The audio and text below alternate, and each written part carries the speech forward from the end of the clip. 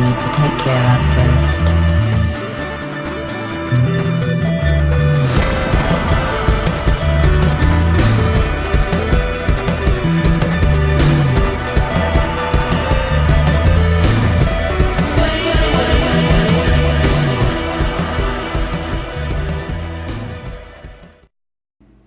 Hey everybody, Bullvice89 here, and today I'm going to be reviewing Transformers Rise of the Dark Spark. It kind of is the sequel to the new movie, Age of Extinction, and the prequel to War of Cybertron.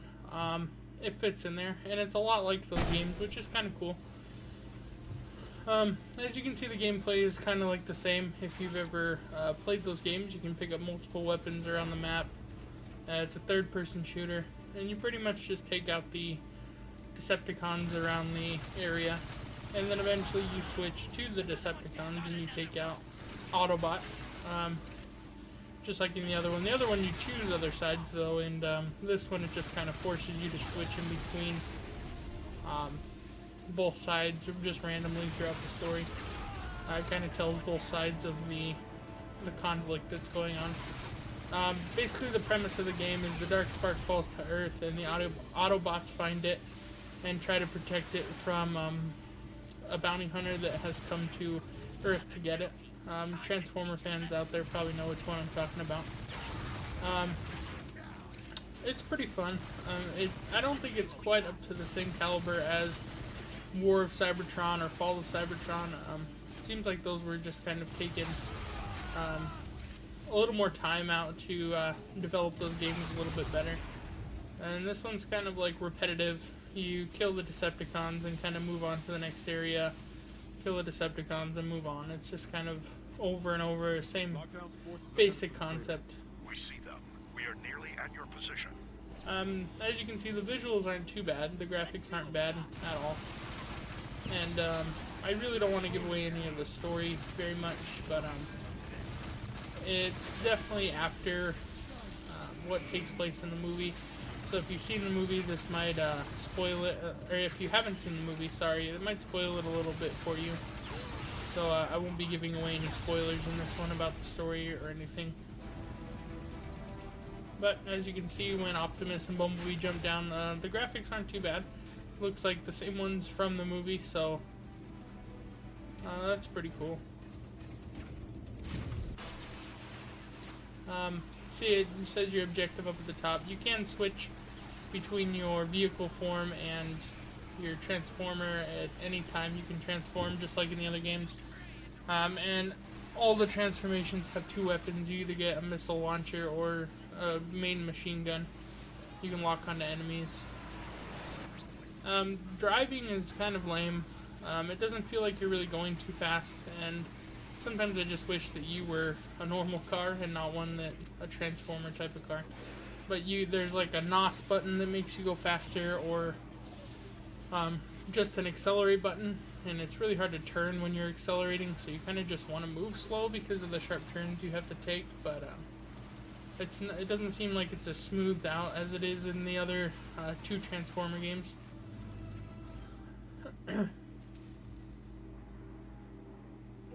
But as you can see, there's the bounty hunter that I was talking about. Don't want to give away any spoilers, but he's after the Dark Spark just like the Autobots are. This is not a device to haggle over. It is unbelievably dangerous. You are meddling with powers you cannot comprehend.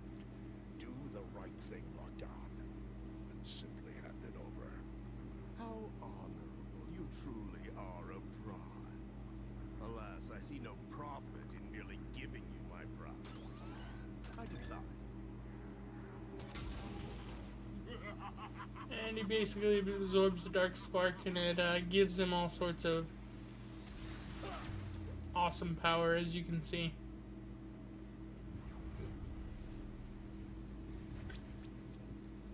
Oh, Optimus, can't you see? I have already won. And you basically have to fight through enemies to get to the Dark Spark. You just don't know it yet.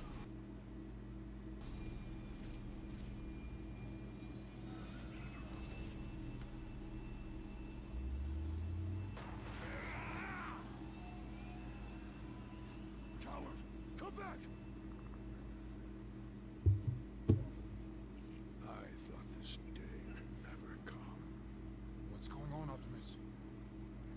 We have just witnessed a dark legend come to life.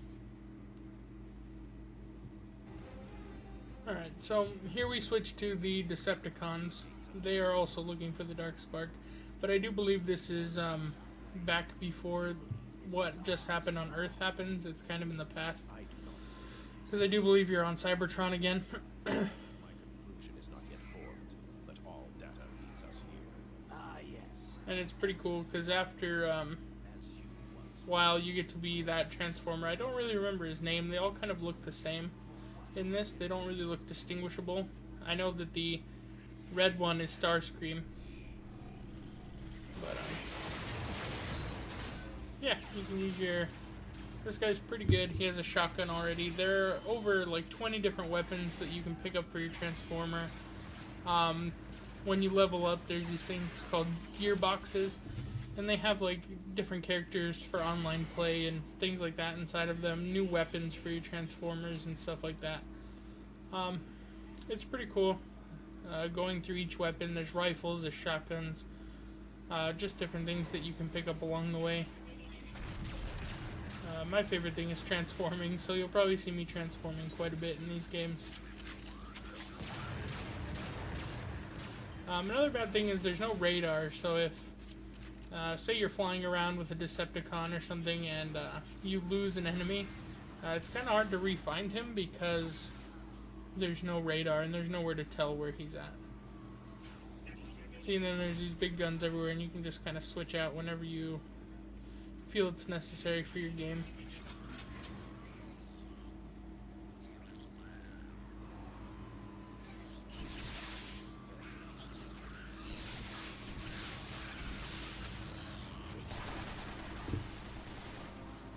And every weapon you use to destroy an enemy, you get a little progress tracker for achievements and things like that, like shooting games have nowadays, like kill so many enemies with this weapon and you get something.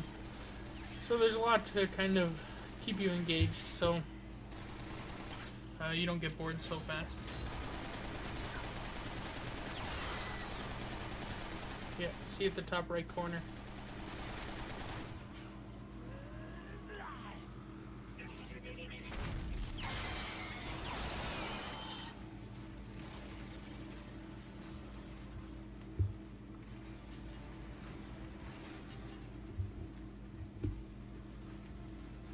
And then eventually you're usually joined by 2 AIs, or there might be multiplayer campaign. I'm not really positive on that. I haven't really tried it with anybody.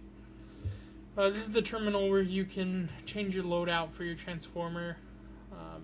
You get 2 gun slots. One is a heavy weapon and one is a lighter weapon. And you get tech upgrades and things like that. Here's a gearbox. When you open it, it'll show you just what I meant by what it unlocks. I got a charge rifle, battle drone. They're just kind of upgrades for your character that you're using, and sometimes you get characters for online. Like later on, I got Bumblebee for online play. Cease functioning, Starscream. Your ignorance is matched only by your incompetence. Now cut the static and bring me the Dark Spark. Affirmative, Lord Megatron. And Starscream, do not question me again.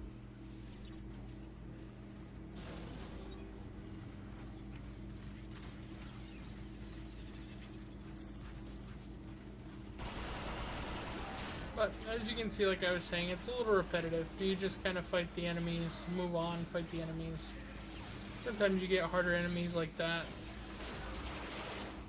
That do a little bit more damage and different attacks, but basically you're doing almost the same thing. And once you get, oops, sorry about that. Once you get so far, you get a boss battle with an iconic Transformer. But other than that, it's pretty repetitive, pretty basic.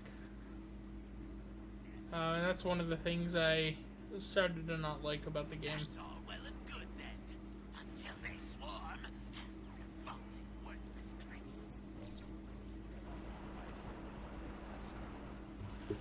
And if you really are dying to play a Transformers game, you should probably pick up the other two, War and Fall of Cybertron. They're a lot better, and it seems like they took a lot more time to make it.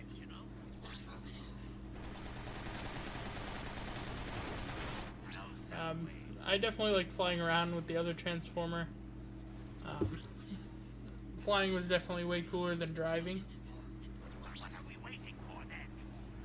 And the missile attack that this one has is pretty overpowered. It launches, I think, 3 or 4 missiles at the same time. So yeah, now I'm at a boss battle against Hard Shell and his 2 friends, Knockback, and there's another one, or Kickback, sorry.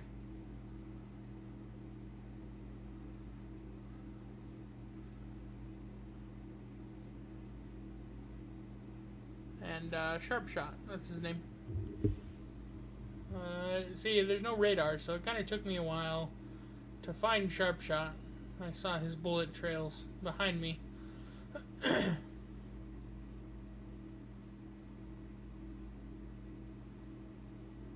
So you go through these boss battles and you fight iconic Transformers and go through the campaign. The campaign is pretty obvious to what's going to happen. And it doesn't really make you feel very urgent about your goals or anything in it. Like, makes you feel like there's really no point because you already know who's going to win in the conflict and all that. So the storyline was a little flat, and the fact that it switches you between Decepticons and Autobots randomly without finishing some of the storyline sometimes gets a little annoying, and it gets some used to because you can't really tell between them because of their markings. I mean, it's a little difficult.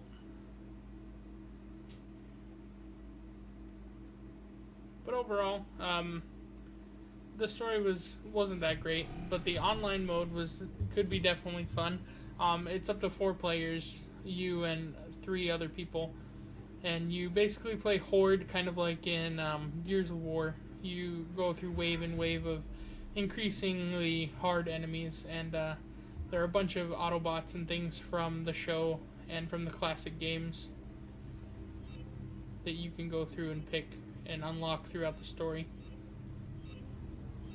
I'll just go through, you can see some of the iconic ones on here. But overall, I'd probably give this game a 6 out of 10. It's alright, but for a Transformers game, there are definitely better out there, more exciting ones out there. And, I mean, it was $2 from the Red Box. If you want to play it and beat it really quickly, then you just get it from there. I hope you like this review. Like and subscribe to the channel for more reviews and more game videos, and I hope you all have a great day. See ya.